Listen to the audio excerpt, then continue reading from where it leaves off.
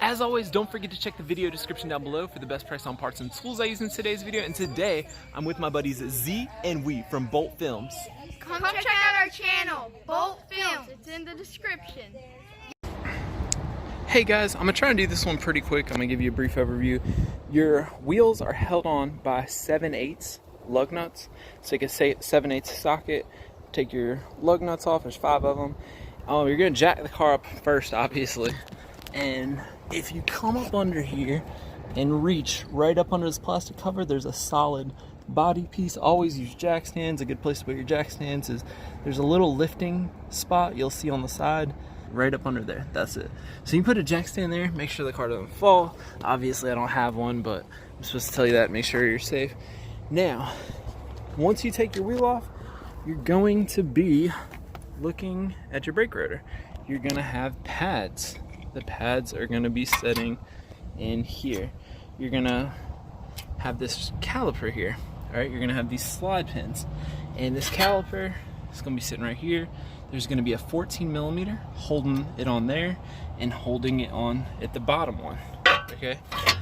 And mine was stuck at the bottom. Now you can see it spins, it goes in and out.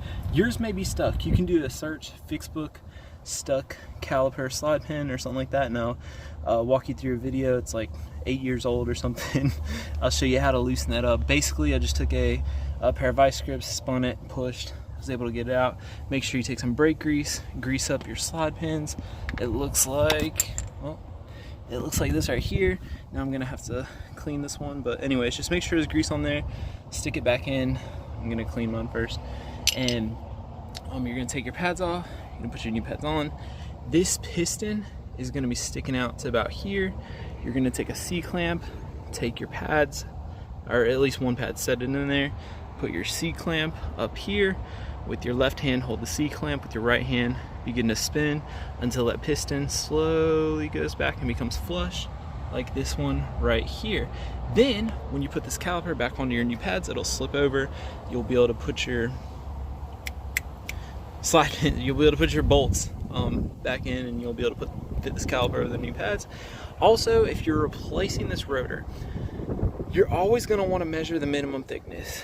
At your local parts store or in the video description down below, check on the set of measuring calipers, and there's gonna be a measurement. You can call your local parts store or do a quick Google search. What's the minimum thickness for my 2016 Impala? I didn't look at this one because she had just replaced this one.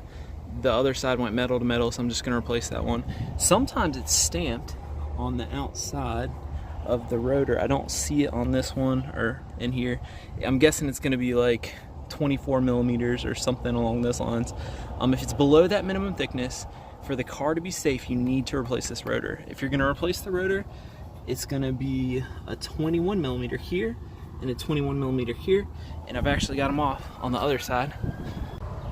And I almost forgot to tell you guys, there's a T30 holding your rotor in, so you're gonna have to take a T30, it's a torque socket, and lefty-loosey that out, and then your rotor will be free to come off after you take the caliper bracket bolts off, and you can pull it off. Just check it out. We did this video in one swell swoop. I said that wrong. Let's see. So here's your caliper bracket, and so you can see I got my 21 out, and these, I'm guessing it's a newer car. I'm guessing it's gonna be like this on all of them. If I had to guess, I'd say, yep, it's got some yellow Loctite. So if it's your first time taking them off, you're gonna be sitting there pushing really hard, lefty-loosey for a while. Not because it is cross-threaded, but because from the factory, they put this Loctite stuff on there. So don't worry about that, just keep pushing, and you can put those back in, and it'll be fine. And next time you change your rotors, it'll be like easier. When you put everything back on, make sure you snug it on really well. German torque specs, as they used to say in class, guten tight. And once you have everything put back together, you put your lug nuts back on. Again, snug those lug nuts good.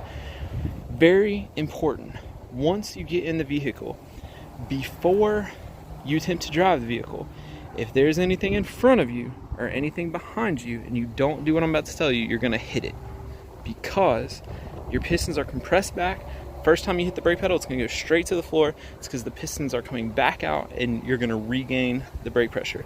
So pump your brake pedal up until you have brake pedal pressure, and then test drive your car. To test drive the car, you can do about 10 stops from 40 to 0 miles an hour very quickly, like come on it, really hard. And what'll happen is that'll help the new pads marry the older new rotors. You may experience some smoking coming from the wheels or a odd smell coming from the wheels. That should only happen on the test drive. After that, all that stuff should be gone, but that can happen when you're breaking those new pads in. So that is pretty much it. Quick little brake video on this newer Impala. Thanks for watching. See you next time.